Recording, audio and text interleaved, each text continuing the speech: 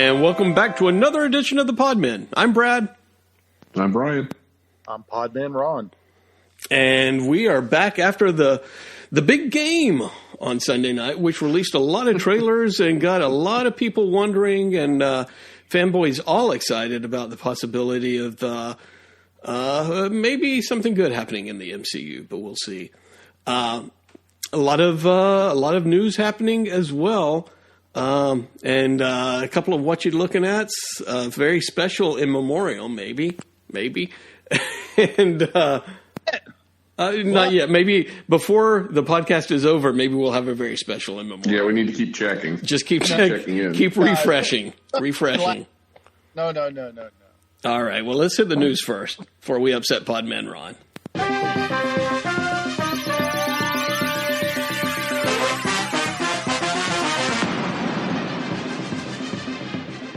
In the news, we have, again, a news-packed news stream. Starting off with something that I think, Brian, you said you predicted, your alter ego Nerdstradamus may have predicted, of Kevin Smith's Plastic Man, saying that Plastic Man would be a great character for DC to kind of use as a Deadpoolish type character or something, right? Yeah. It wasn't even that long ago. It was probably like in the past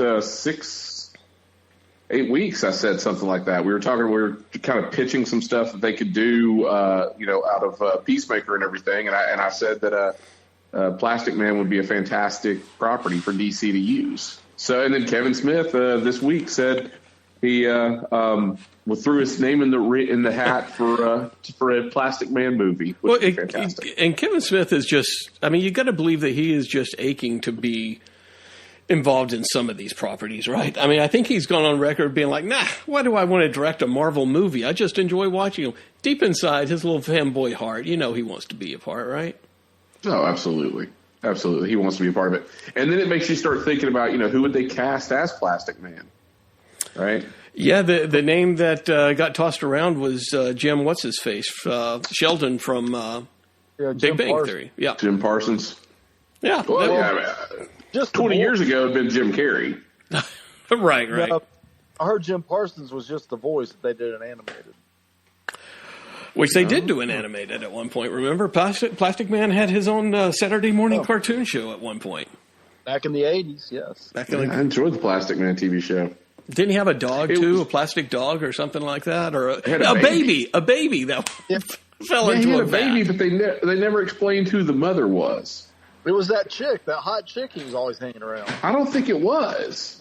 I think he was banging her. I just assumed that the baby fell into a vat of chemicals or something like that, maybe. But no, he looked just like Plastic Man. He had the sunglasses, a little baby onesie that looked like Plastic Man's onesie, and he stretched. And yeah, that's what I'm saying. Like, I don't think they ever said it was what's-her-face's kid, but it was Plastic Man's kid. Yeah, it was definitely Plastic. I assumed it was just like every 80s sitcom that the mother died. Yeah, the mother or father. You couldn't have both parents. Yeah. Couldn't have both parents. That was unheard of. That's why we're in the situation we are now in this country. Latchkey kids and single parents. Speaking of cartoons, though, another of a possible revival. I mean, it's definite or not definite that Futurama may come back in the near future. Yeah, Futurama is definitely coming back to Hulu, minus a very large component. So probably the largest component, but no Bender, or at least no voice of Bender. Will they recast? Joe DiMaggio or John DiMaggio. John DiMaggio's not coming back and say. So he's holding out, and not for him to get more money. He's kind of like objecting to like the whole cast, like the salaries that they're offering are not on par. Billy West is although okay he's with the only it, one that didn't come back. Yeah. What are you saying? Billy West is okay with it, evidently, right? He's fine with it. Yeah, he's fine. Cal phoned it in for that much money. What? And literally, I mean, that's the thing about it. It's sort of like, I mean, these guys are literally phoning it in. I mean, they're sitting and recording in their freshly painted nerdatorium. They're recording these voiceovers. Exactly. And they still want more money. And they're probably getting, I mean, both of those guys get work on a steady basis, I imagine, right? Yeah. I mean, it's a Hulu. I mean, it's probably only going to be like 10, 12 episodes. Right. So, I mean, how much? Although, I mean, Bender's, going to be in every episode, right. and he's always going to have at least the B story in each episode. So, you're saying it's a solid 10 hours of work. Possibly, yeah. It may be a full day's worth of work. Yeah, a whole day's worth of work, and it's not like it's Zoidberg, where he's going to pop in, hit his catchphrase, and leave. So, right, yeah. He will be doing more work than some. Yeah, but still, problems to have. We wish we had that many problems on the Podman cartoon show, the little pod kids. Pod babies. What else do we got here? A little bit more back in the comic book news. A release of Blade, a picture of Blade in his new costume. And Podman Ron, what do you think of this Blade costume with Mahershala Ali, whoever he is? I didn't see a problem with it, actually. I mean, it looks like the Blade from the 90s. I mean, it looks just the same. There's not much to do with Blade these days. How much could they mess it up, right? Go to that green 70s costume with the big afro and the sunglasses, but, I don't think they're going to do that again. So, no.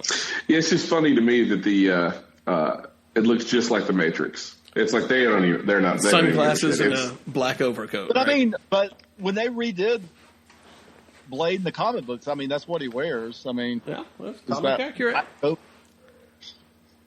So it's the black duster. I like that he's bringing back the round sunglasses. So yeah, that's the difference. That's the new. That's why it's the new Blade. The new Blade. And I posted in our Instagram that. I hope they flip up like Dwayne Wayne on a different world. That would be nice.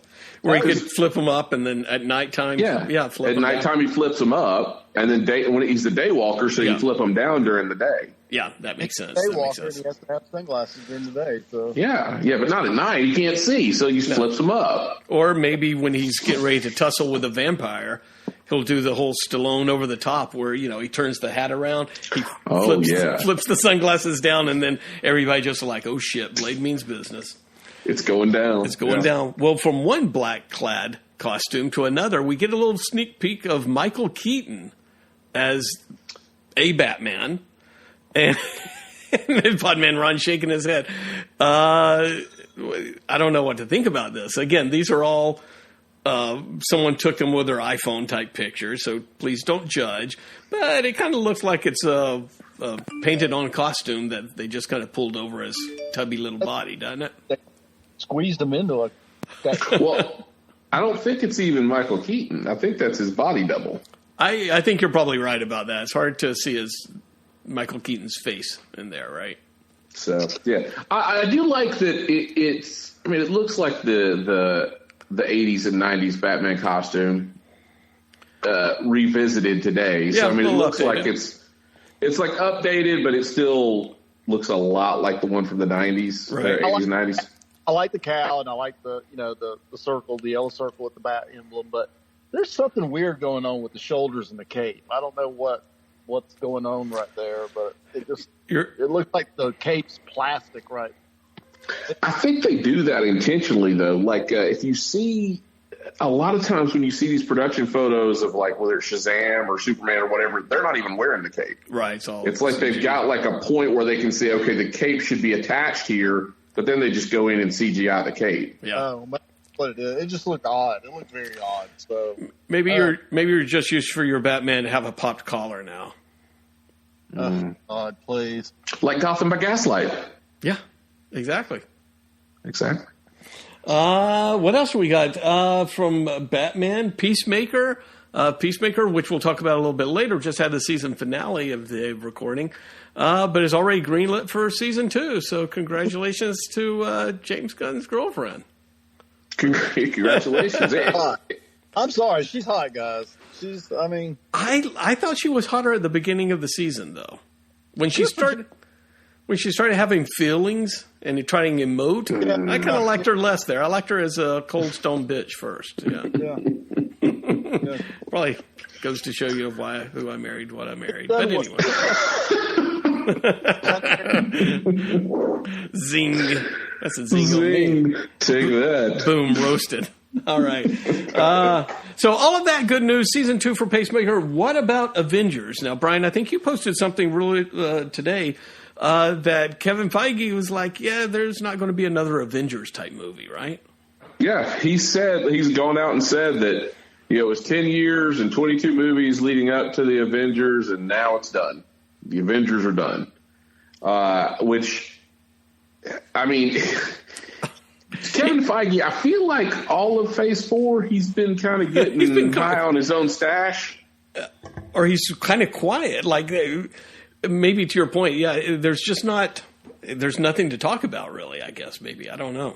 Yeah, there's nothing to talk about, and it's like you had Kevin Feige before Captain Marvel, and now we've got post Captain Marvel Kevin Feige, where it's like he believes nothing, he can do no wrong, right? And any of this shit will land, and it's not.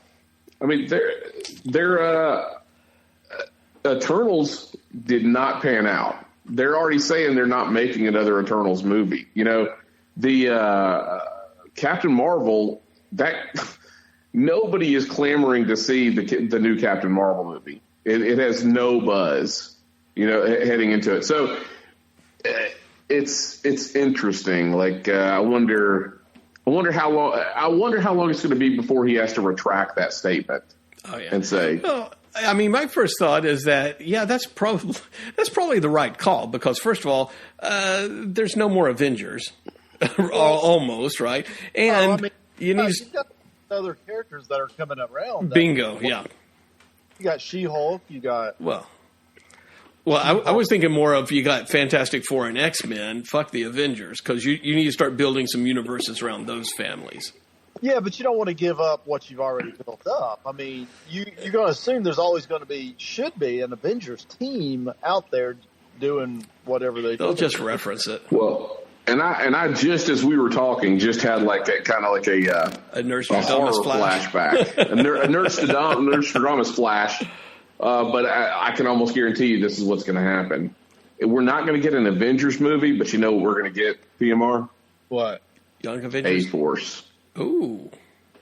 Could get A-Force. We saw it on screen. Now that I've said it, though, yeah, I mean, like the love for Captain Marvel and all the other stuff they're pushing, She-Hulk and everything else. That's. And we may get that, but we forgot we're getting a Dark Avengers movie. Yeah, well, with Thunderbolts, Dark Avengers. We're getting. They're putting that team together because. Will it be a movie or just a TV show? It'll probably just be a TV show. And we got Young Avengers. Then you got Young Avengers out there. So kind of building that. So. Which way with everything that oh no, we're not doing an Avengers team. Yeah, we're doing right.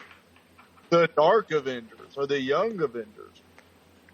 So maybe that's and so with Young Avengers, I have a little Nostradamus prediction. All right. Later on in the Multiverse of Madness. So review. So all right. And then, so let's move over quickly, because again, we know we have a lot of talking about casting. Star Trek 4, the Chris Pine Star Trek universe. Podman Ron, again, I always say it, you're the biggest Star Trek fan, whether you call yourself a Trekkie or a Trekker. PMR, what do you think about this news? I like the first one of the Kelvin universe. Check. Star Trek 09. I liked the third one a lot. Star Trek Beyond. That was good. The middle one was absolutely stupid. But it's been, 5-6 years since they've made this? And the last one kind of, even though it was really good, it kind of fell on its face. There's really no one really clamoring to see a Star Trek. I don't know where they're going to go with this. So I'm not excited about it. I don't think it's going to do anything except just. Maybe we'll introduce a new cast. Maybe they're just using this vehicle to. Oh, we're going to do a Next Generation cast. Right.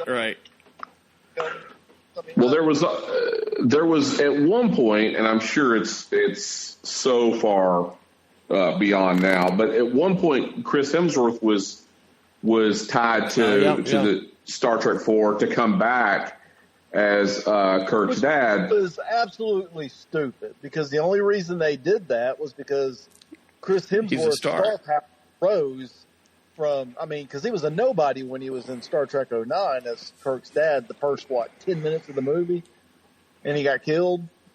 And now that his star powers rose, so they were going to create this whole script just on that. That makes sense. That's ridiculous. But do you remember my pitch? What was it? I had a good pitch for this, right? So since there's the alternate it's timeline, not good when Brian starts rubbing his hands together and twirling his mustache like that. You know it's not going to be good. No, the alternate timeline. So what I have to go because I had a really cool way it tied in, and now I'm forgetting it. But basically, you introduced the Borg earlier, like whatever Nero did brought the Borg's attention to our sector of space, and so the Borg started coming to our sector of space, and so many people died. There was so much debris and so many ships and everything that where people died during that Nero battle, that those were some of the first Borg in our sector of the universe. And so you could bring back Kirk's dad as a Borg and let Kirk fight the Borg. Already up Chris Hemsworth's pretty face as a Borg. Yeah, you can't do that, Brian. Bad idea. Yeah, they would never do that. And not just his face, his body. Can't cover up that body. He could be a shirtless Borg. Well, yeah, they got to have the new Chippendales Borg. Why not? Hey, that's a good pitch. That's not a bad pitch. Not a bad idea. See Kirk take Picard's biggest enemy, right? And how Picard beat him. How would Kirk have beaten the Borg? That's a good point. Both shirtless. Kirk loves to lose his shirt too. Here's another thing I was talking about. When this news was announced. When it's been 15 years since. Well, let's say 09. What are we looking at? About 13 years. 13 years. Let's round it up to 15. That was between for Star Trek 2, Wrath of Khan. So are we going to have all the costume changes that went in? That would be cool. Yeah. Have the maroon outfits. Yeah. Oh yeah. The Admiral outfits. Yeah, with the turtlenecks and all. Yeah. The pop collars. Do that. I would go for that. I'd be okay with that. Of course.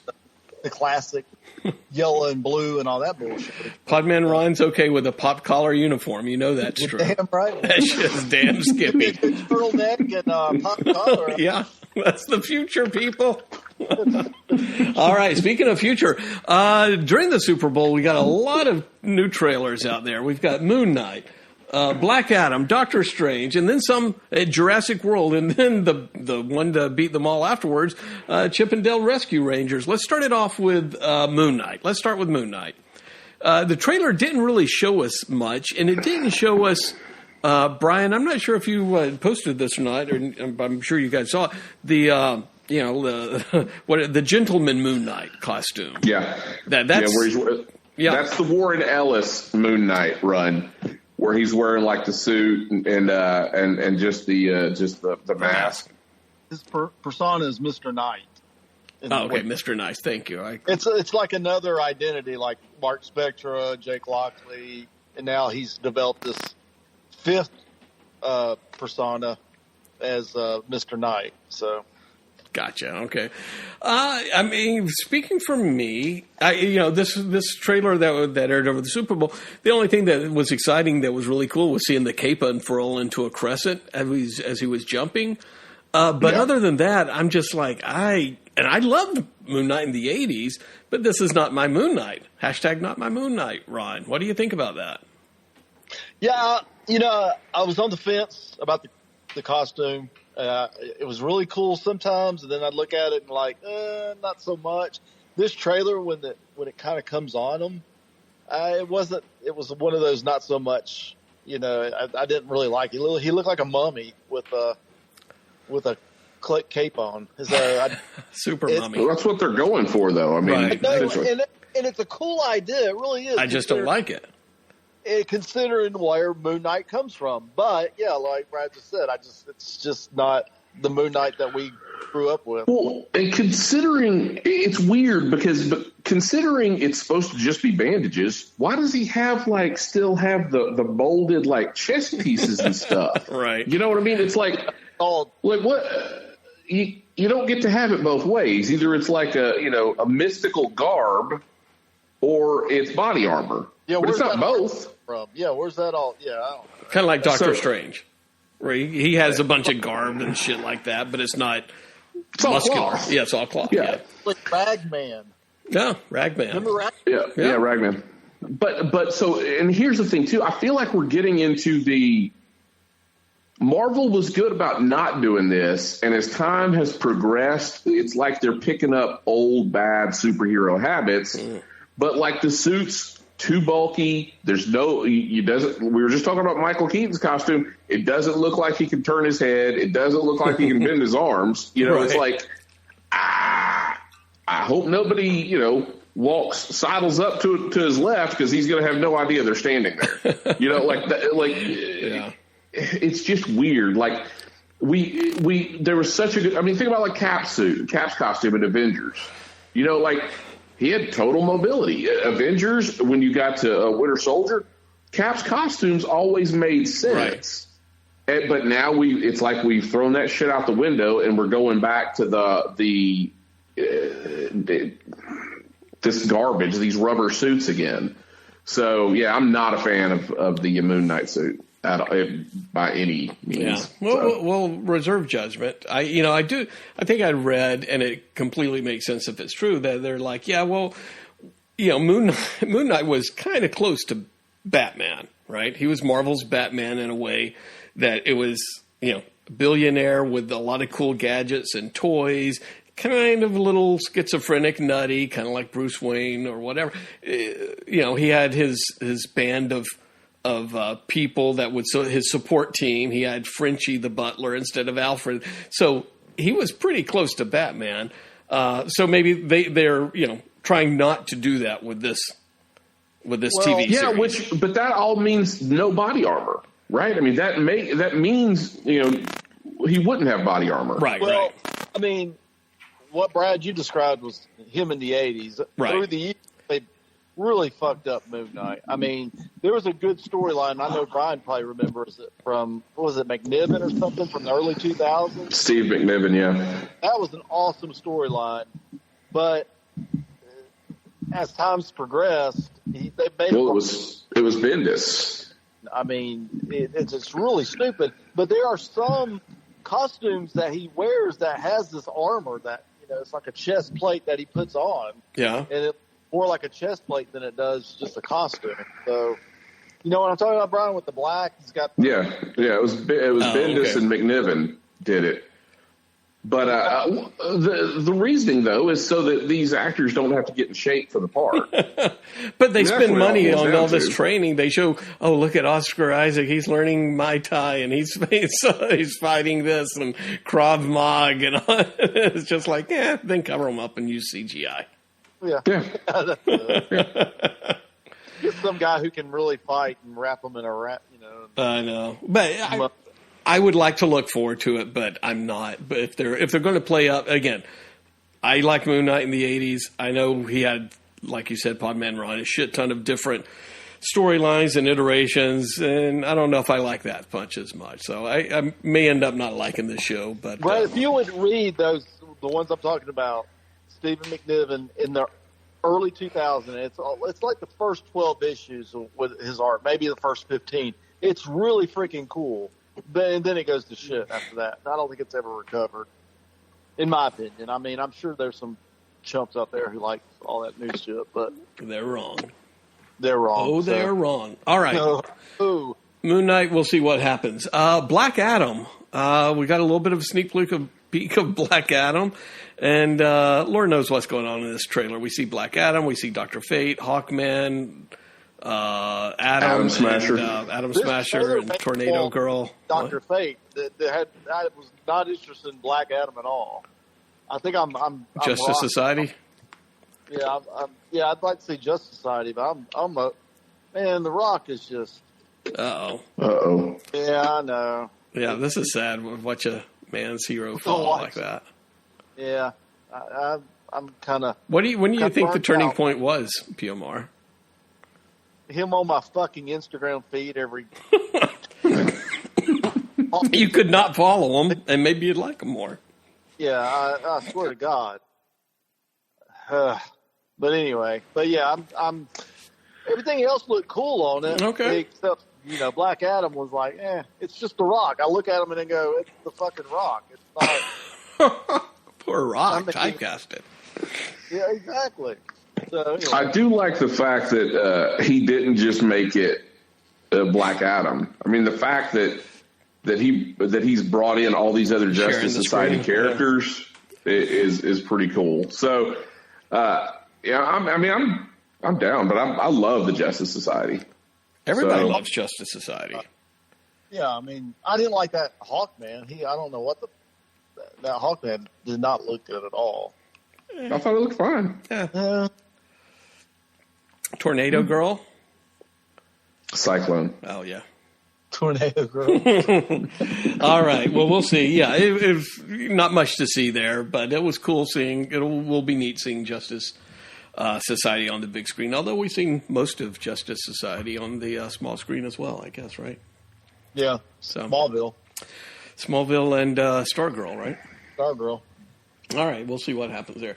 Let's, Brian, are you editing it as we talk here or no? Oh, I just... Oh, okay. I just saw something move on the rundown. All right, the big one. Well, let's go to Jurassic World. I'm spell-checking it. Thank you very much. Let's skip over Doctor Strange because it feels like there's a lot to talk about that one, right? Let's go to Jurassic World. Now, I do not want another Jurassic movie. I am over Jurassic World. But you guys loved it. That last movie sucked so bad, but this one looks really good. Bringing in like Brian talked about on our last episode. What do we call it? It's a requel. It's a requel. I mean, that's pretty much what they're doing. Yeah. I mean, they're bringing the OG cast to mix it up with the Chris Pratt bunch, and I don't know, it looks really good. The Chris Pratt bunch would make a great Saturday morning cartoon as well. By the way, I'm surprised he doesn't have that yet. The Fox going to have it. What are you talking about? Yeah, that's true. It looked really, really good. And it's because they brought back, Sam Neill, or they brought back Alan Grant and Ian Malcolm and all. And not just Ian Malcolm like testifying before a Senate subcommittee or something. I mean, they brought the whole cast, and the whole cast looked great. Hell, they look better than they did 30 years ago. Laura Dern looks fantastic. There you go. 5-man run is sold. It's sold. I am there. I feel like at some point there's going to be a behind the scenes story of Jurassic World 2, because there's so many weird choices they made in that movie. It's terrible. And that it's just don't explain. Like, why would you make it? First off, why would you have it set in a mansion? You went from like an island to a mansion, and the dinosaurs are in the basement of the mansion. Right.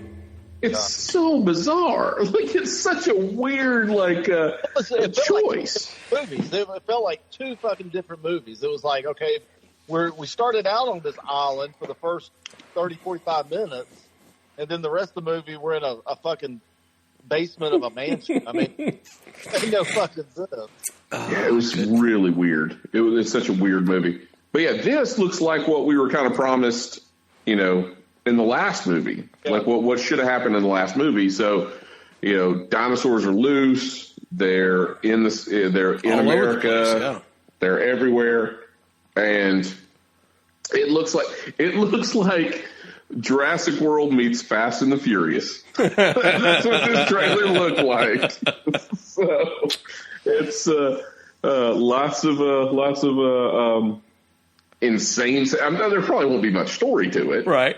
But do you need that much story? It's dinosaurs and the Chris Pratt gang. Exactly, and the Chris Pratt gang. All right. So, I wonder where this kid came from. I wonder if did you notice the kid? Yeah, you always got to have a kid, but now there's like the kid that's with Owen and what's her face, right? And it's like, is it her daughter? Is it his daughter? Well, she's living in that cabin in the woods with him.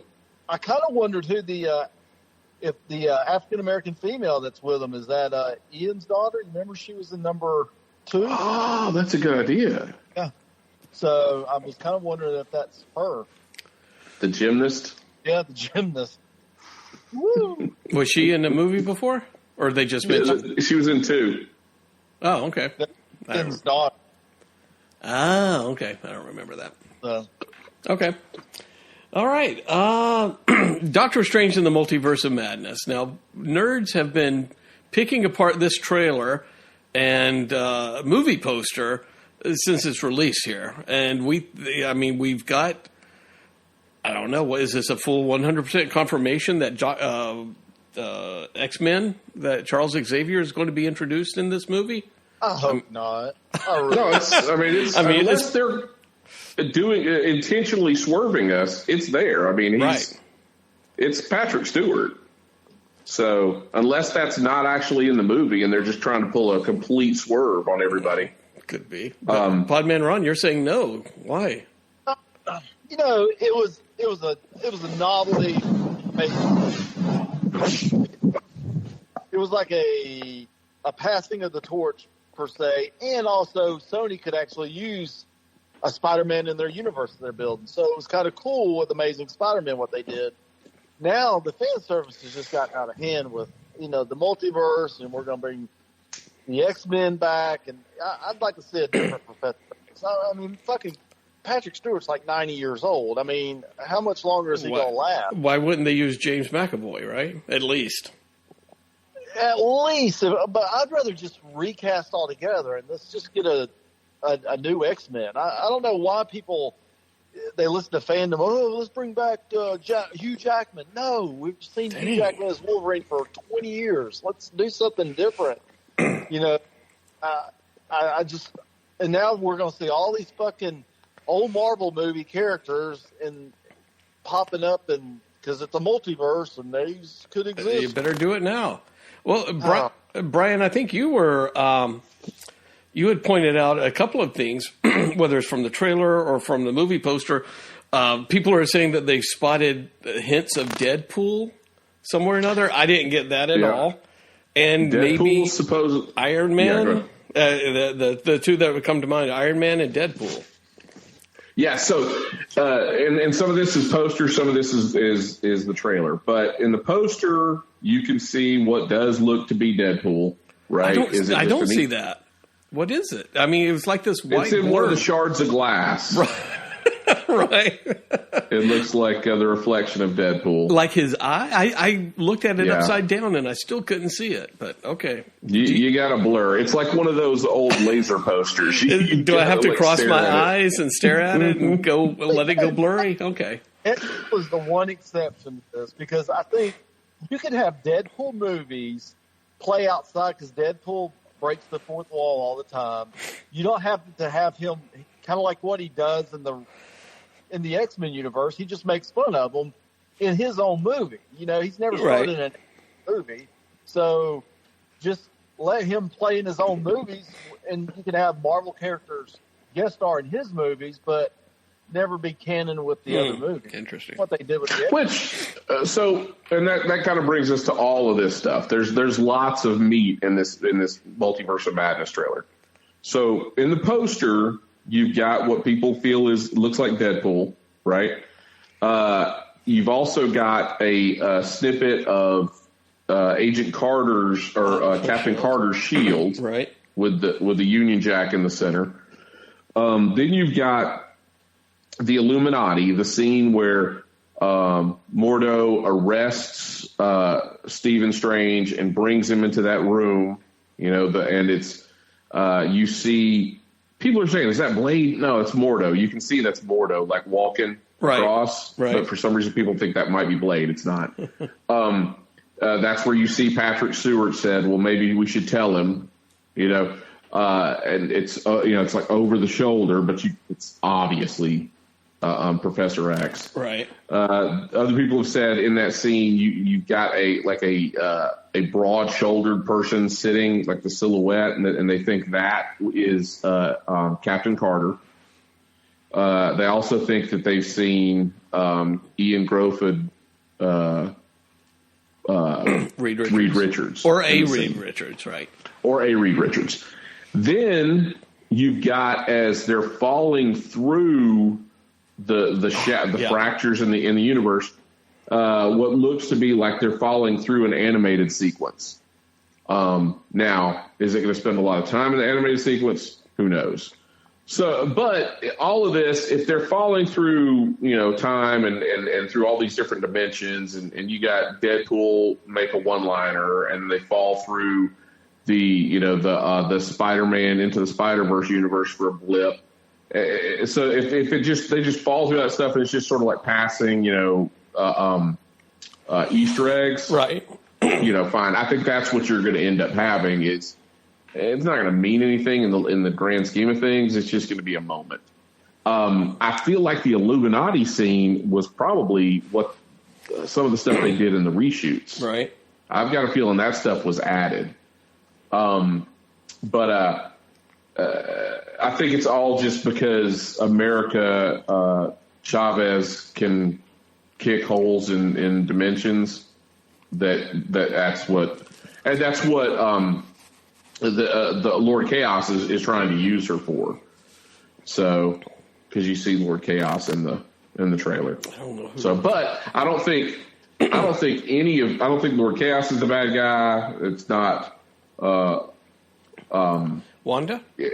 It's Wanda. Yeah, okay. It's going to be Wanda. Wanda is doing whatever she can to try and save Tommy and Billy, or find Tommy and Billy in the multiverse, and so she's going to end up being the bad of the. Well, she makes that statement to him.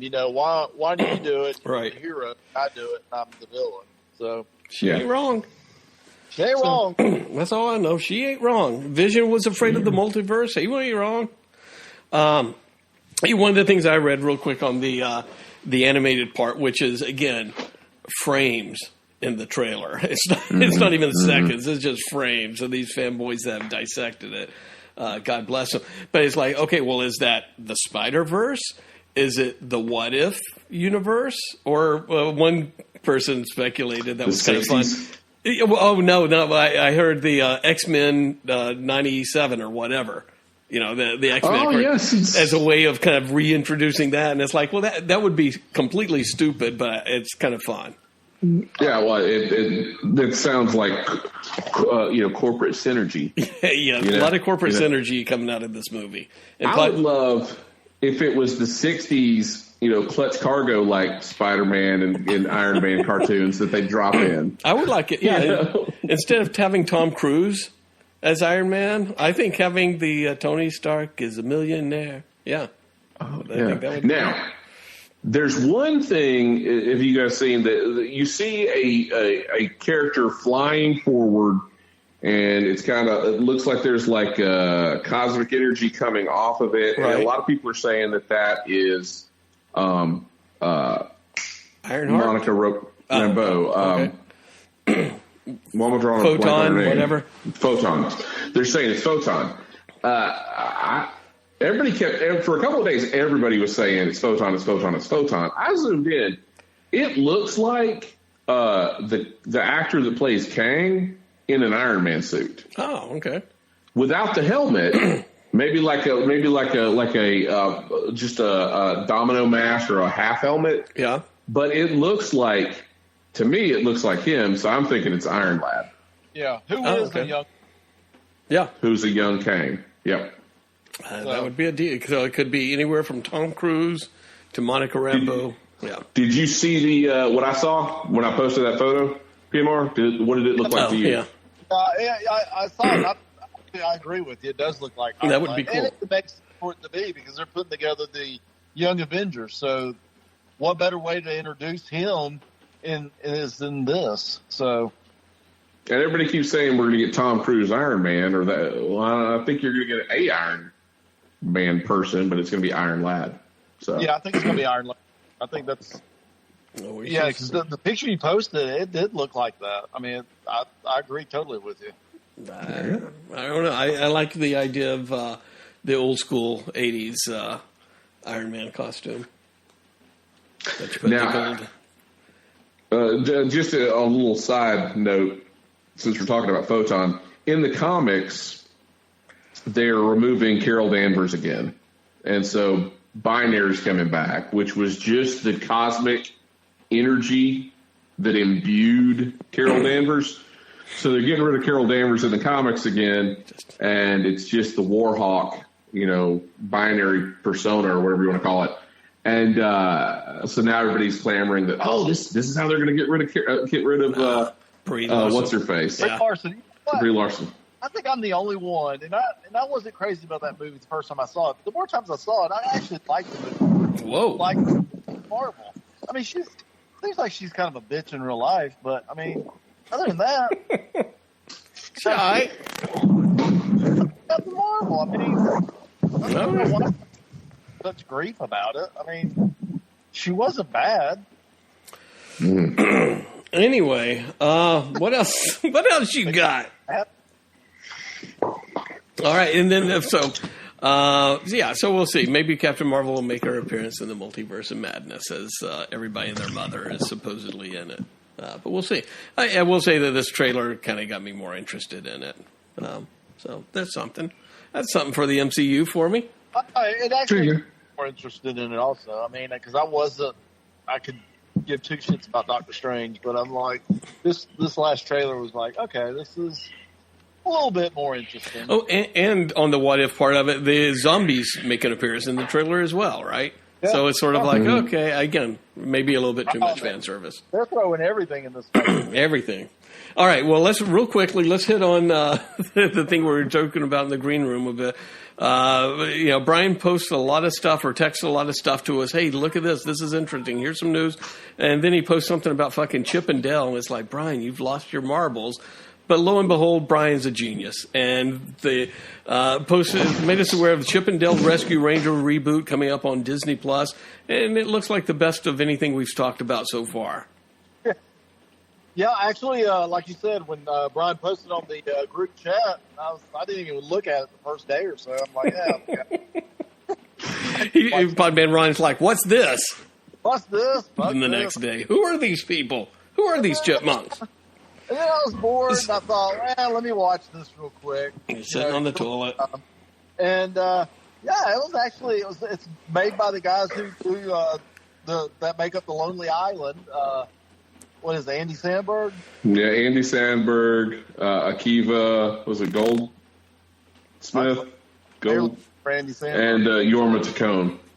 Man, and it looked good. Like Brad said, it's probably better than anything I've watched. And what's the premise here, Brian? So, honestly, it's like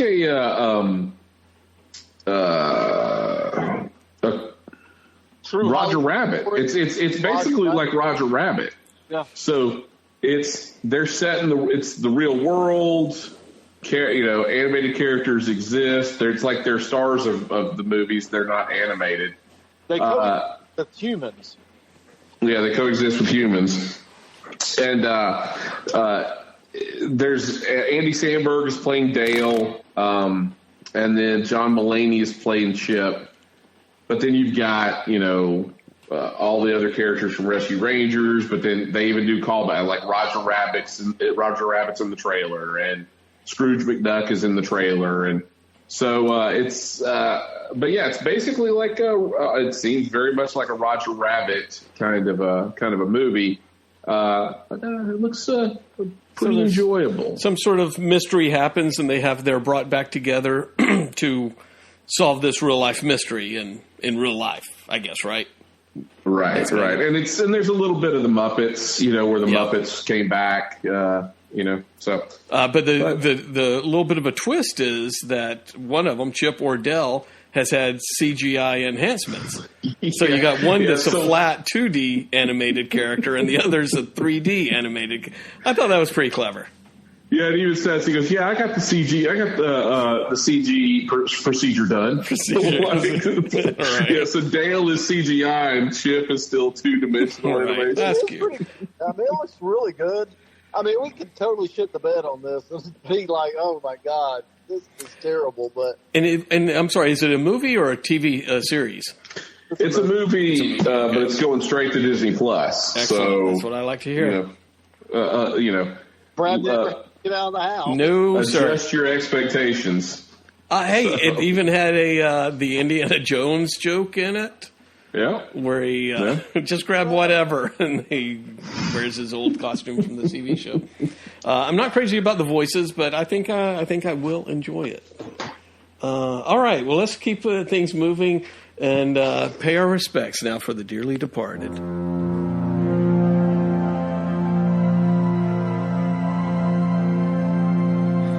All right, Brian, I know you're hitting refresh on your browser there. Is everything... We only have one to report, right? I'm checking. All right. Y'all quit saying that. Well, again... All right, looks like he's still alive. He's still alive. Excellent. We'll save that for another special episode. You motherfuckers. In this one, Ivan Reitman, who directed all of Podman Ron's favorite movies, including what? What are some of your favorite movies, Podman Ron? He's only directed what? Ghostbusters 2? I think. No, he did more than that, didn't he? Well, I don't know if he directed Stripes, but I mean, he goes back quite a ways, right? Yeah. Beverly Hills Cop. Maybe. Meatballs. Meatballs. Yeah, that's what Kindergarten Cop, Twins. A lot of stuff. Thanks for doing. Kindergarten Cop was a good movie. On the spot research here. What's that? What was a good one? Cop. I stand by Kindergarten Cop. That was a good movie. I stand by Meatballs. I stand by Meatballs myself. That was a good movie. That was the last good Bill Murray movie. Legal Eagles. Legal Eagles. That was a good movie. Space Jam. The first Space Jam, yeah. Mm-hmm. All right, so hey, he had a long, wonderful career, but we'll know mostly as Ghostbusters. Honestly, I I thought he was already dead. I thought that's why he didn't direct the last Ghostbuster. I thought he was already dead. What was the word that we used for that?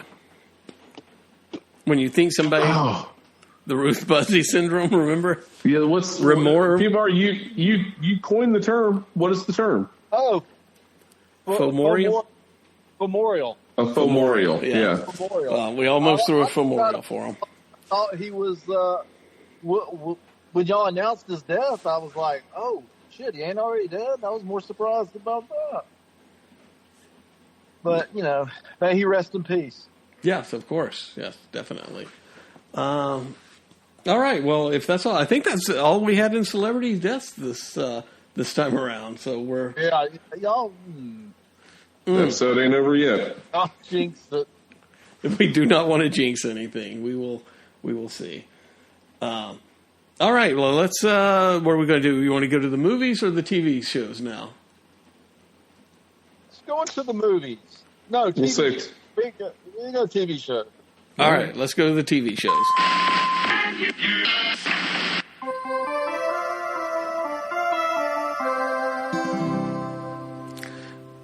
All right, on the TV shows, we've got a couple of shows that just wrapped up.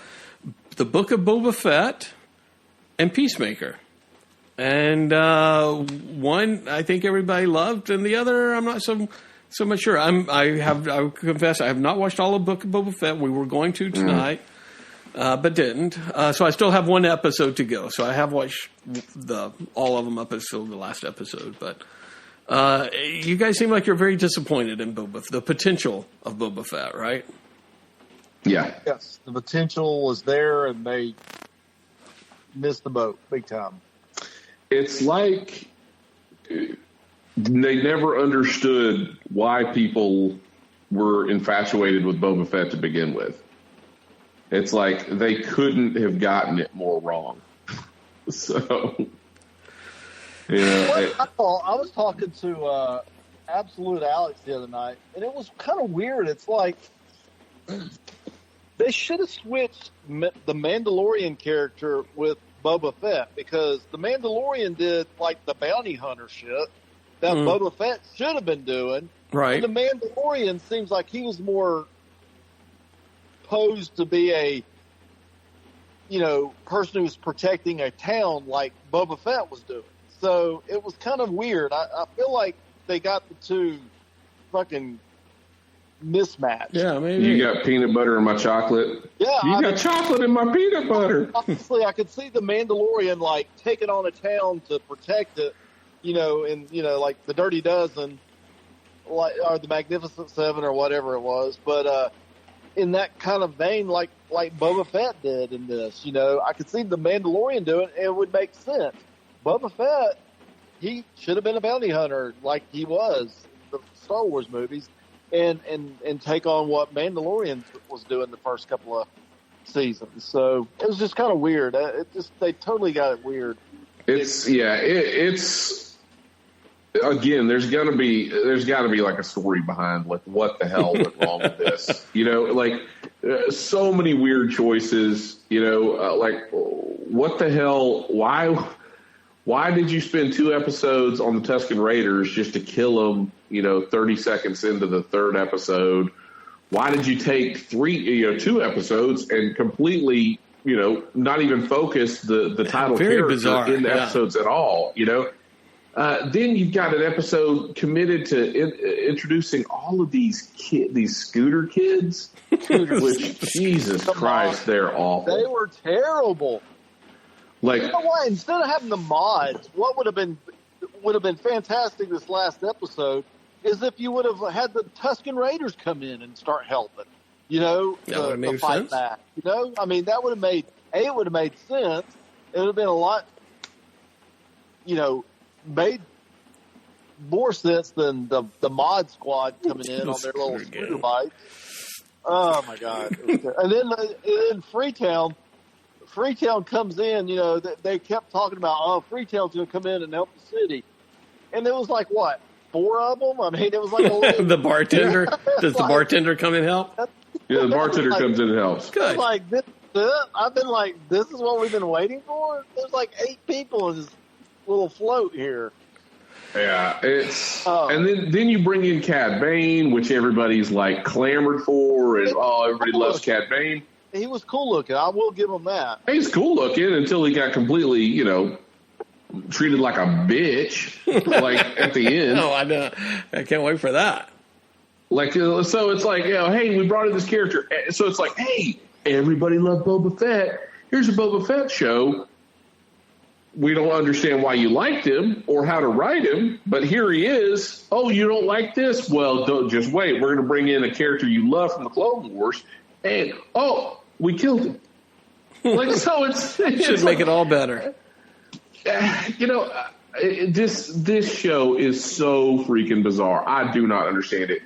And a lot of people are blaming Robert Rodriguez for it. No. So, because he directed I don't honestly think. I mean, with the mods, that was fucking ridiculous. But I feel like Disney shoehorned the whole Mandalorian shit in it. But don't get me wrong, that was the best stuff of the whole series. But it was definitely it was just weird that they would shoehorn 2 whole episodes of the Mandalorian and Luke acting creepy. I feel like Disney interceded. Because I think they originally said this Boba Fett show was only going to be 4 episodes. I think originally it was only supposed to be 4. Well, so it was only 4 because that's all he wasn't in the last one. No, that's true. But I feel like because there's been Mandalorian's still not in production for season 3, and the way season 2 left off with Baby Yoda going off with Luke. I feel like there probably was some, Disney executives going, well, we don't want to lose steam. If people wait too long for the Mandalorian, and if they don't think the Baby Yoda's coming back, we might lose that audience. So they had to correct course real quick and go, hey, don't forget. Look how cute he is. Back. Look at him. But they double down on the cuteness of Baby Yoda. Jesus. And the assholeness of Luke. Again, I haven't seen the last episode, But the second to the last episode, where it focuses on it's the Luke and Baby Yoda show, and then Luke's very creepy. I mean, it looks cool, I think, but he's still very creepy. I think they did a fantastic job with Luke, to a point where you can honestly now tell really cool Luke Skywalker stories from just right after Return of the Jedi and not miss a beat. It does seem like he was moving awfully slow, though. Like he would, bend down very slowly. Like he could, if it was too quick, maybe they would have to render the animation more or something like that. I don't know, but no, I thought that the creepy part or the asshole part was like, your surrogate father left you this, and you can have it, or you can have a lightsaber, but you ain't going to get both. Hold on a minute. Tell me what happened. I'll tell you. And everybody's saying that, but I did hear on one podcast, and I kind of agree with the guy. Luke kind of gave him a choice that was kind of made to him also. Yoda kind of gave Luke the choice. You can stay here and train with me. Right, or help your friends. Save your friends. And he chose to go save his friends. He chose to have what was, these attachments, these friendships, and this. Instead of the Jedi way is to just, it's all about you, Jedi Order. And Luke knew this, so Luke gave him the choice that he had. You can stay and train with me, or you can go be with your attachment, and you have a choice now. Right.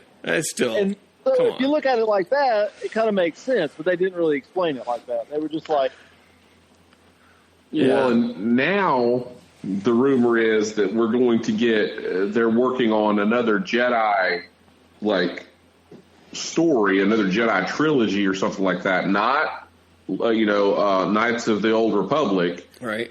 Or the High Republic or any of that stuff. It's going to be set post, episode 9, but where Jedi are allowed attachments. Nice. Finally, the Jedi get to be horny. That's right.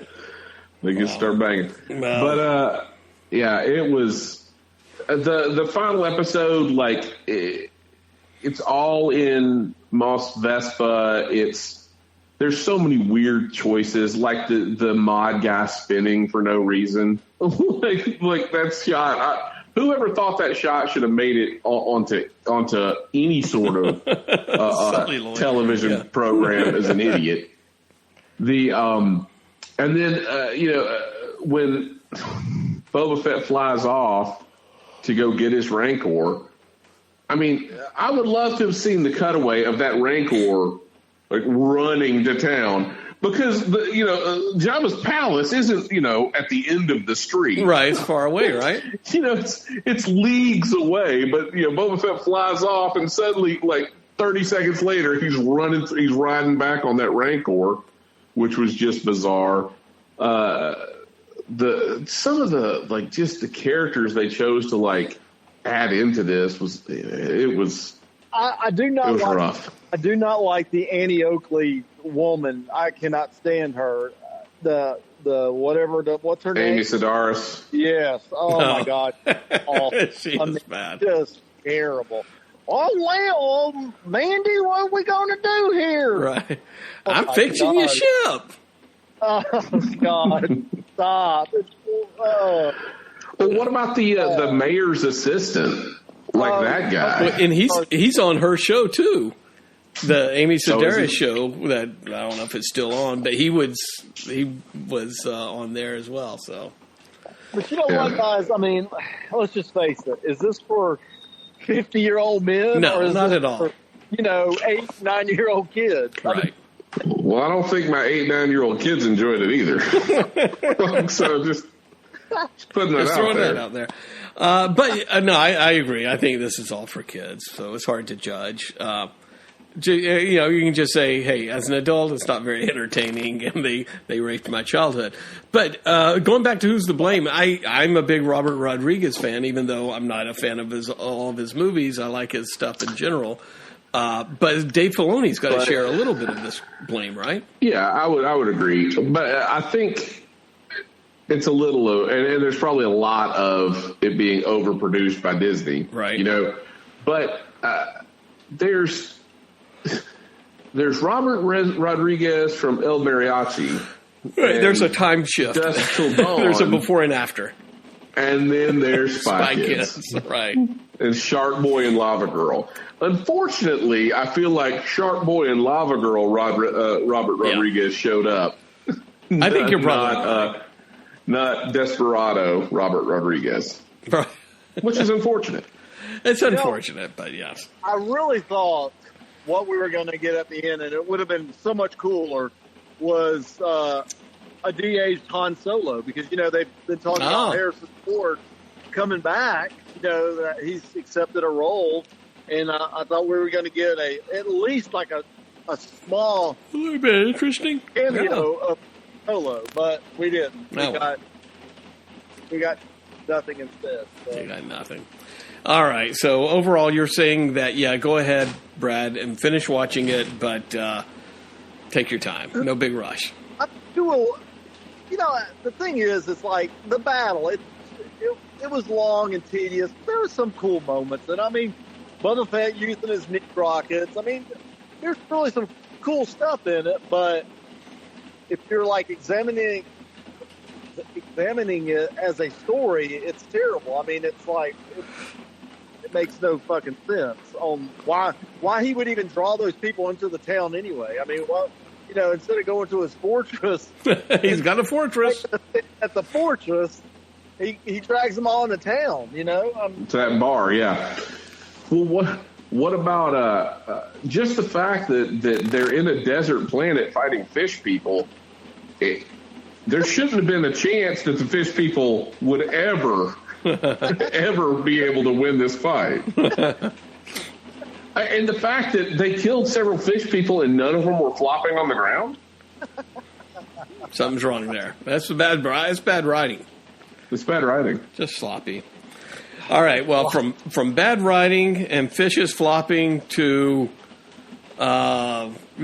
fishes people having sex with fish. Let's go over to Peacemaker now. How about that? I was trying to figure out how to screw that one in there. So Peacemaker wrapped up this week as well. And a satisfying end to this new series that is going to get greenlit for season 2. Overall, Brian, what do you think? I enjoyed it. I loved the hell out of it. It was a great show. I mean, it's nice having something where you didn't have all these preset expectations of what was going to happen. It was a little under the radar at the beginning, and it stuck most of the landings. Yeah. It was a great show. Even the cameo surprise at the end of the episode. So, yes, Podman Ron, you've watched it, the last episode? I did. Okay. Yeah, I will stand by John Cena that, he nailed this role fantastic. I mean, his comedic chops. I mean, the faces he would make. He was funny as hell. It was great. It's like the new Rock here. The vigilante, the guy who played that, he was fantastic. I mean, the hottie, James Gunn's wife or whatever the hell. Hardcourt. She was great. All the characters are fantastic. The story got a little bit drawn out a little bit. Yeah. I think that, I don't know, it just kind of seemed a little bit longer. I would have liked to have seen him touch more on his father and let his father be and fighting a little bit more than what we saw. And against all those racist pricks, that would have been a little bit, kind of break that up a little bit and see more of that. But other than that, everything, God, I was laughing my ass off on some of those scenes in there. And, the Justice League at the end, spoilers, but that was pretty goddamn awesome. So yeah, spoiler. I haven't gone online and looked at everything, but I can only imagine this is only going to incite. It's only going to make fanboys happy. Restore the Snyderverse has some sort of glimmer of hope, or people are going to be upset that it's like I can't believe they're using they're making fucking fish jokes and stuff like that with My Justice League or whatever. It's going to have those two camps. That people are going to be excited and like, it's coming back. People are going to be like, they're making a travesty of it, or maybe both, right? So, yeah, I haven't seen any real backlash from it. Although it's so Ezra Miller. It's like he always makes the weirdest choice. He's weird. That was the worst casting ever. It's like when the whole thing, when Peacemaker tells Aquaman to go, fuck a fish, and then Aquaman goes, I'm so sick of that rumor, and now. All Ezra Miller Flash had to say was, it's a rumor, but he's like, well, you do fuck fish. Like that was the choice of what he said. Right. And it was like, why would you say that and not expect to get a trident through the chest? Right. It's like, it's just, he always makes the awkward choice. And it's like, I don't know if that was in the script. I'm sure he wasn't told to say that, but that's what he said. So it's, I don't know. A little odd. It was odd. However, having them show up was pretty cool. Yeah, it was a neat Easter egg because all through, I think maybe every episode, I'm sure it's well documented, every episode there's a reference to a DC hero in there, right? Whether it's and it's always weird ones. Or Green Arrow or Batmite or whatever. So it was kind of neat to see, this is in that universe. This is a confirmation, although Superman and Wonder Woman kind of hiding in the shadows, and Batman and Cyborg never to be seen again. So that was pretty funny. It's like you couldn't. Why? What choice was that made? Being like, nah, let's not put Cyborg in there or Batman. Let everybody think Batman. Yeah, because it could just be a silhouette of a dude. And people are going to say, well, that's Cyborg. You wouldn't. It's not like Cyborg's silhouette is going to say it's part robot. Right, you can put him in his hoodie. Yeah, that's it. And, nope, that's funny. Nope, he wasn't making it in. Go ahead, Podman Ron. I was just saying it. Like Brian said, it was like you didn't really know what to expect. I mean, you're playing with characters that they could die or they could live, and I mean, the butterfly. I like that storyline. That was a cool story. I mean, they looked good. It was a cool storyline. I'll say it just stretched out a little, maybe an episode too long, or if they would have divided the storylines evenly with the other line with his dad. But other than that, it's a great show. I like the absurdity that he has to switch helmets to use his other powers. So he has to bring a duffel bag full of helmets. Right. How many of those helmets he's lost? I mean, he's left them everywhere. I mean, anybody can pick them up and just start using them because he's constantly just leaving them around everywhere and never picks them back up and uses them again. But so let me ask you this: do you think that the butterflies were telling the truth of why they were here?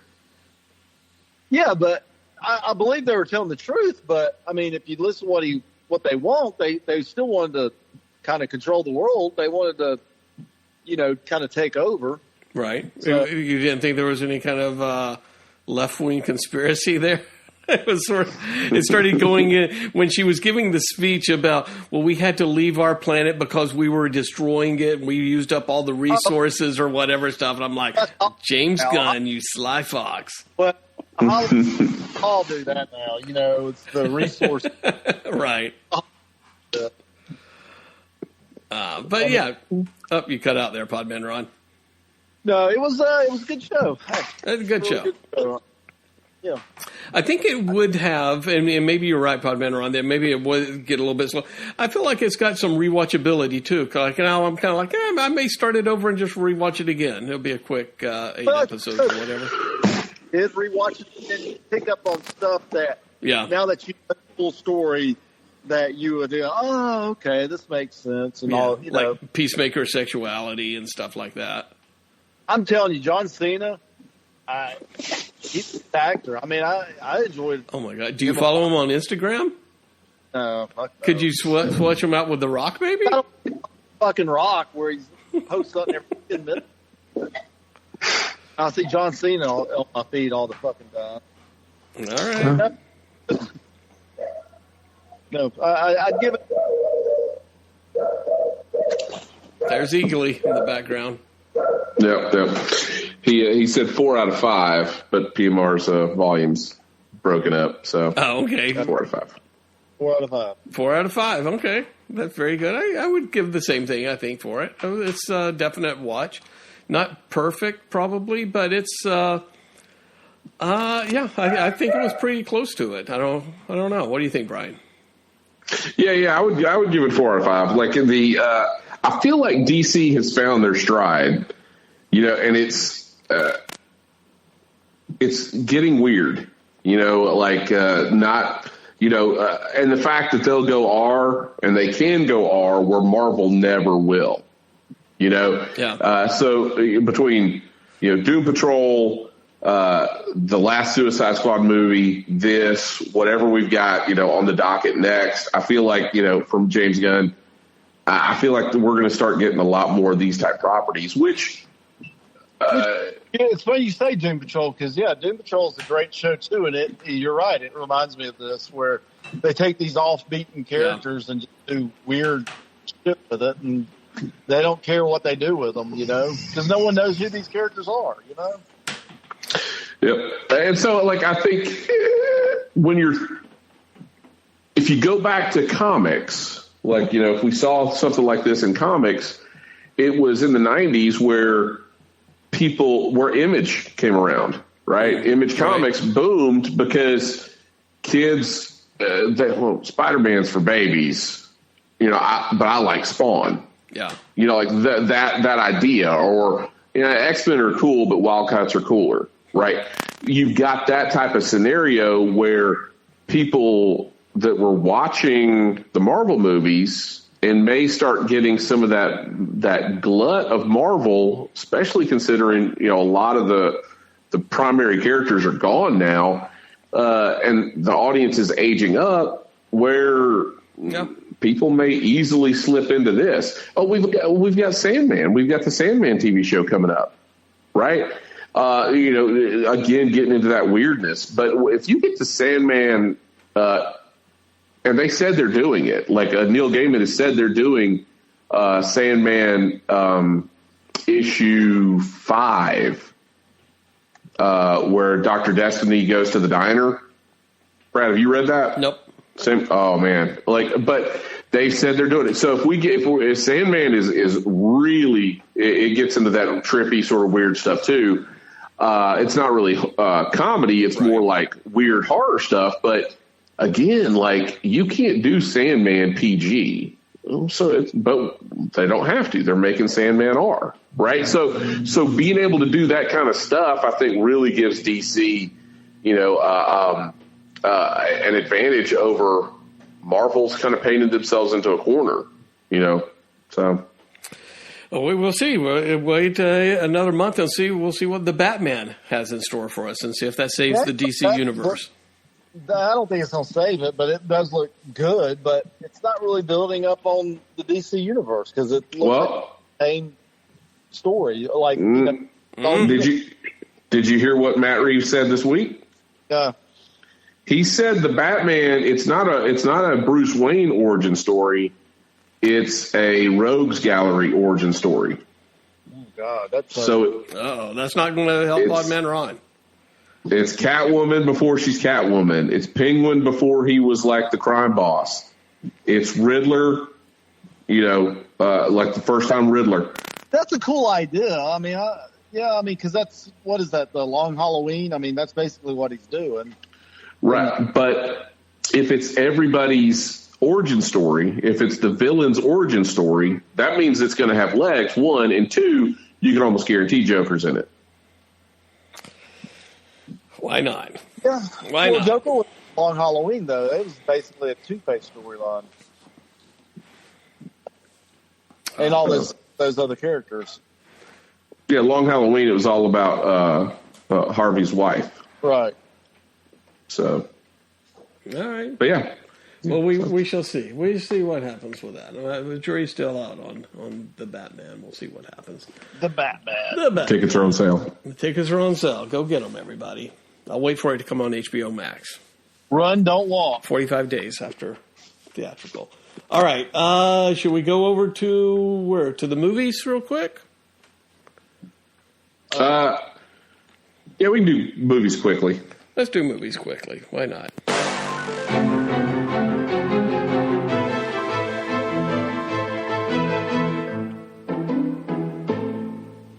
All right, at the movies, Brian, you're just fresh out of the movies as we started recording here. What did you go see? We went to see opening night of Uncharted. Not because we were super jazzed for it, but we've got people coming in this weekend, so it was like, if we're going to see it, let's go see it tonight. Go see it now. These fucking visitors messing your shit up. Yeah. So we went to go see Uncharted with starring. It's Nathan Drake is the main character, based off a video game, right? The PlayStation video game, which is really it's like Tomb Raider. Uncharted is like is just PlayStation's version of Tomb Raider. But I think there's 5 games now. It's a highly popular franchise, and this movie they've been trying to get out for probably a good 6-7 years.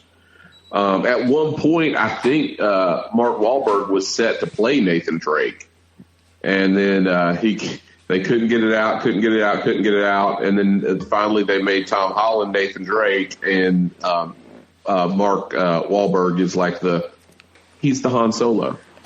Okay. So, all right, tell us. So that's the setup. How was the execution? So, I mean, essentially, it's Indiana Jones. It's Indiana Jones set in today's world. They're looking for the treasure of Magellan. That Magellan, when he navigated the globe, it was the reason they let him go. Spain let him go is because he was on search for gold. So it was it wasn't this whole we're gonna altruistically map the globe. It was no, go find gold, and this is going to be your pretext or pretense that you're mapping the world. And so they're looking for Magellan's gold, and it's every Indiana Jones movie. There's keys, there's booby traps, there's they globe trot around the world. It was fine. I mean, it was a good movie. Yeah. Tom Holland could not have carried this movie by himself. Oh, really? It was very smart that they added Mark Wahlberg, because Tom Holland playing a nerdy kid that's in over his head, he's got that in spades. Right. Tom Holland playing an action hero, he ain't there yet. Really? Wow. So it was a nice, to have him play off of Mark Wahlberg. So Mark Wahlberg's good in just about anything. So interesting. Okay. But is it a worthy successor to Indiana Jones type adventure movies? Like you see 3 movies coming out of this. They've got 5 video games to kind of dig from, and the video games are very serialized in the stories, and that's the way the Tomb Raider games are now too. Right. It's like you're playing a choose your own adventure / movie. There's lots of dialogue, there's lots of cut scenes. The action scenes are kind of on rails, so it's not like your free world. It's not like an open world. Right. It'll be cut scene. Yeah, you get to the next cut scene, basically, is what you're trying to do. Right. It's your cut scene, and suddenly the bridge you're on collapses, and now you're doing a mini game trying to survive the collapse of the bridge. And then you're told to get, you got to steal this truck and go there. So it's not like, but if you try to venture 20 yards this way or 20 yards that way, you're going to hit a wall. Right. So it's a very linear storytelling and video game experience, which is fine. Yep. The thing I like best, I haven't played the Uncharted games, but because it's just on a PlayStation. But I played the Lara Croft Tomb Raider games, you can knock them out in a weekend, which is refreshing. You can play the game, you can knock it out in a weekend. If you want to go look at some extra tombs or stuff, you can, but you don't have to get the story, and you're done with it. So there's an appeal to that where you don't have to clock 800 hours to unlock everything in this game. Yeah. But yeah, it's basically there's a mystery around his brother. There's other villains that are referenced that come up in later games.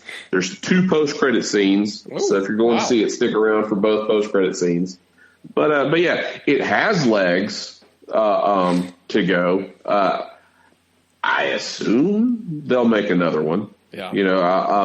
It got a 40 on Rotten Tomatoes, which is a little. It didn't deserve a 40. It's probably not. It's not certified fresh, but it didn't deserve a 40 either. So it doesn't deserve a 40. People are cruel. People are cruel. Yeah. All right. Well, very good. Well, I actually went to the movies, Podman Ron. I know you don't think I do. Oh, wow. And that hurts my feelings. But, I do get out of the house every once in a while. And my wife made me go see a movie called Sundown. Have you guys heard of this? No. Let me read this to you, Podman Ron, and see if it sounds interesting of you. Neil and Alice Bennett are the core of a wealthy family on vacation in Mexico until a distant emergency cuts their trip short. When one relative disrupts the family's tight-knit order, simmering tensions rise to the fore. What do you think about that? I think you're insane. You want to go see a fucking movie that's good, but you want to go see that? Ouch. It had Tim Roth. Brian loves Tim Roth. Who doesn't? Yeah. Did you fall asleep during it? I did not. It had also starred Charlotte Gainsbourg, who is a French actress that I love. And, it was... I'm sorry. I feel like I've disappointed Podman Ron. So, a Lifetime? Could you just watch the Lifetime? It had a twist. It was a movie with a twist. Does that matter? Where did you see this movie at? Where's this showing at? Probably the Terra. Yeah, exactly.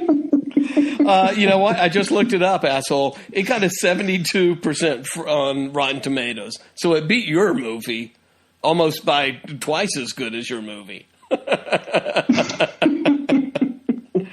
All right, with a little bit of Tim Roth. But, yeah, it's a very slow drama. It was interesting. Really? It's a slow drama? I would have thought that would have been a real lightning fast. God. Yeah, that's right. Well, I had to change out my tampon after that movie. Yeah, is that what you're trying to say? Is that what you're trying to say nicely? Well, if you want to take your ladies out to a good drama, then go see Sundown. That's what I'm saying. Treat them to something other than a superhero movie. Although I did tell my wife, because you knew there was going to be a big twist and everything, and I told my wife, I'm like, I cannot wait till this guy's superpowers emerge toward the end of the movie. I was like, he's been in superhero movies before. He's going to turn into the Abomination, I'm telling you. He's going to get mad. I can't wait. That would be a twist. All right. What else we got, boys? I know Brian and Podman Ron, you guys are watching a few things out there. What you looking at? What you looking at, Podman Ron? I think we're actually watching the same thing, and since Brian was the one that turned me on to it, I will let him explain the premise of the show, which it is a fantastic show. Yeah, and so it's on Apple TV Plus. I've seen it several times, and I would just jump over. I'm like, I'll come back to that. Right, man. I should have jumped on from day one. I should have. This is probably the best thing I've watched in a couple of years. Wow. First of all, what's the name? For All Mankind. For All Mankind. I will admit, when I saw this on the rundown, I thought you were talking. There was a Criterion Collection released a documentary for All Mankind about the landing on the moon. This is not it. This is not it. Nope. Although this is very historical, like the show. I mean, it doesn't. They're not in a what if sort of way. In a what if sort of way. The key characters are based on astronauts and stuff, but it's not actual astronauts. But then you've got Buzz Aldrin's there, and Chuck Yeager's there, and Sally Ride is there, and so all of these astronauts are actually exist, and they've got parts. It's not like they're just like walking down a hall and somebody goes, "Hey, that's Gus Grissom." It's like no, they have like long parts in the show, but the premise is for all mankind, Russia beats us to the moon. So right before we're about to send up Apollo 11, they beat us by a month to the moon. Actually, what? They beat us for about 2 weeks. Yeah, there you go. I mean, by a very short amount of time, they beat us to the moon. And so because they beat us to the moon and there was so much egg on the U.S.'s face, even like the plaque, that they put on the moon, it's like they're like, well, this is garbage, because it said, it was like this, because they beat us to the moon, it became such a political boilerplate that Nixon, this is just an example.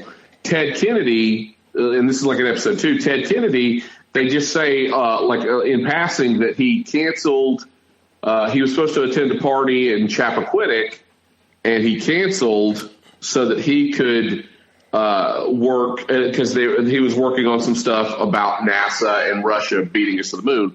Well, Ted Kennedy ends up becoming president, right? Okay. So he turns that into into a presidential run. Stuff like that. So it's an alternate timeline, and it all diverges because Russia beat us to the moon. And it had the reason why it had such a huge effect is because Russia beat us. It became political. NASA became political. The military got involved because it was Russia, right? And the Cold War. So NASA had better funding. We kept going to the moon, and we kept trying to one up Russia. So instead of just putting a man on the moon, we were going to create the first moon base. But and other things was so after they put their person on the moon, then our 3 astronauts went to the moon like it normally did, and we were second. Well, then Russia comes back and counters it with, they put a woman on the moon. I mean, this is like 1969, and they're putting a woman on the moon. So now all of a sudden, we got to hurry up and put a woman on the moon. Instead of Sally Ride in 1980 finally going to space, we're actually putting a woman on the moon in 1969. Gotcha. And so now you've got women astronauts in the late 60s, early 70s. So it's really cool how now everything is geared towards space travel. I mean, astronauts are still heroes throughout the 70s and into the 80s because of this, and now they're building a moon base. It is really, really cool. Well, and because of it, season 2, it's decade spanning. So season 1 starts in 69 and ends in 83. Right. And by 1983, because of all the technology that came from being on the moon, right? Yeah, don't talk to me about season 2. I've only gotten 2 episodes. Don't talk about it's not. This is just kind of cool, kind of Easter egg sort of stuff a little bit. But you've already got in 83, you've already got electric cars. Yeah. In 83, you've already got cell phones. Yeah. You've got video phones in 83, right? They already have email in 83. Wow. Right? And it's all because of things that became commercialized, but were created out of necessity for manning a base on the moon. Right? Yeah, it's really cool. It really makes you think that, oh my God, if we would have done all this and kept up the space program and putting stuff on the moon, we would probably be so advanced in technology. And it's really a cool show. All right, I will. Yeah, and there's lots of Cold War tension. You know, so you've got all the astronauts are pretty much badasses. You know, you've got all of these really cool characters that are astronauts, and they're, you know, like space cowboys, right? And then you've got the tension of us in the Cold War and Russia. You've got the advancement. You've got the alternate history, like things that happen differently because of us going to space and continue to go to space. I think it ends up. I mean, this isn't a spoiler or anything, but just to kind of give you an idea, when it ends season 2, they're up to like Apollo 75. Oh wow! You know, so it's. And it's also, you got like social tensions, like, you know, women in the astronaut program now, you know, and how the men handle that. And then you also got, there's a homosexual couple. It's a man and a woman, but, you know, she's a lesbian, he's gay, but they would run them out of NASA if people know. So they have to hide. So because it would be a security risk. Yeah. Right. So they're like, this because you've got a secret. Right. That secret would mean you're a security risk, and you'd be kicked out of NASA. Right. So that's interesting. I mean, there's so much in here, and the wives themselves. And I always thought, and I don't know about you, Brian, what I really like is like when the first female goes into space, I like her husband, you know, because now he's got to fit in with the astronaut wives. Yeah. He's the male, and he's kind of like a piehead. He's like a hippie kind of guy. And these are like straight-laced right-wing women, you know, and it's really funny. It's really a good show. I mean, I highly, highly, highly recommend this show. And like I was telling Brad earlier, Brian, before you came on, that I'm kind of just shocked that this is like from Apple TV, you know? I mean, this should be like on a network. I think everybody would enjoy this show. Well, it is Apple TV, but it's a show they bought from Skydance. So it's Tom Cruise's production company. Uh-oh. For Paramount. And it has Joe Pickett in it. So there you go. From our last episode. You love Joe Pickett, yeah. Joe Pickett. Honestly, Gordo's the best part of the show. Like, I love Gordo. Yeah, Gordo is great. I like his wife. Oh, my God. I love his wife. Well, I don't like her now. She kind of sucks in season 2. She's kind of a bitch. But she was great in season 1. Send her out into outer space. I'll tell you who I didn't like that I ended up loving at the end was Molly. Oh, Molly Cobb? Yeah, I love Molly. Yeah, which Molly Cobb is a real person. And what's interesting there is like Molly and Ellie and they were in the Gemini program. So there was the Mercury program. There was a female component of the Mercury program that they scuttled, and so then they brought them back because they were trying to rush and hurry to get a woman on the moon because Russia just did it. So, hey, one quick question, Brian, and I can't never figure it out. I saw his name in the credits, and I was like, I never saw him on the show. That I can think of is the guy who plays Dr. Venture, whatever. I remember you telling me he was in it, but I don't know who he played. He was the FBI agent when they thought they had a mole at NASA. Okay. He totally slipped by my radar because I didn't recognize him at all. Yeah. Dean, Rusty. Rusty Venture is the FBI agent that comes in because they think they've got a mole in NASA. Yeah. So. Brad, you really need to watch this show. Yeah. What's interesting is it's like, yes, it's an alternate history, but it's it's so grounded in the space program and actual NASA history that it's really, really good. Makes you think what we could have had, you know. What could have been? What could have been? All right. Well, I like that. I've had it on my list for a while, so maybe I'll check that out. Between things to check out of futuristic stuff, Lost in Space or For All Mankind? What do you think? For All Mankind. I'd say For All Mankind. I think you'd enjoy that much. Okay. But not to give any shit to Lost in Space, because that's, to me, it's a 5 out of 5 also. But in terms of what I think you would enjoy, you would enjoy For All Mankind. And I think listen, Ronald, and so For All Mankind is by Ron Moore, who did Battlestar Galactica, right? And Outlander, which I can't get into Outlander to save my life. I've tried, but